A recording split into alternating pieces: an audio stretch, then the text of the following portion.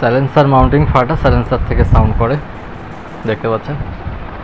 তো এই মুহূর্তে এটা পাওয়া যাচ্ছে না, অরিজিনালটা যেগুলো নর্মাল পাওয়া যায় সেগুলো লাস্টিং করে না এবং ভাইব্রেশন করে বেশি। পিছনেরটা ছেঁড়া আছে, তো এটা আমরা রিপেয়ার করে দেবো এটা টাই কেলাম দিয়ে।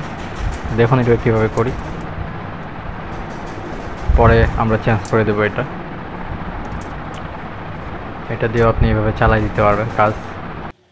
তো কাস্টমার বলতেছে কোনো একটা কিছু করে এটা চালাই দিতে, তো এখন কিছু না করলেও না, কাস্টমার যেহেতু বলছে কিছু করে দিতে হবে।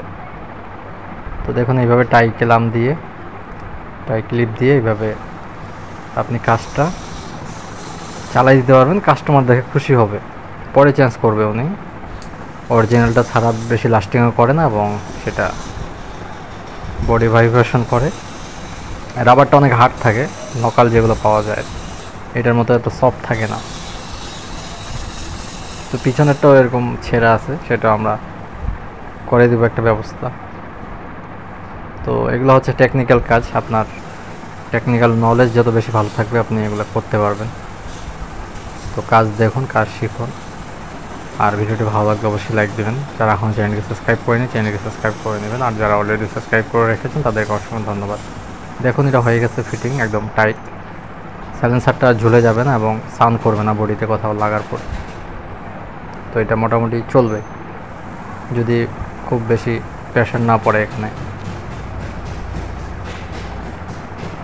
তো ভিডিওটি ভালো লাগলে লাইক দিবেন। এরকম ছোটোখাটো টিপস আমি প্রায় ভিডিওর মাধ্যমে আপনাদেরকে দেখানোর চেষ্টা করি। এই যে দেখুন পিছনেরটাও ছেঁড়া, তো এটাও আমরা একটা ব্যবস্থা করে দেব।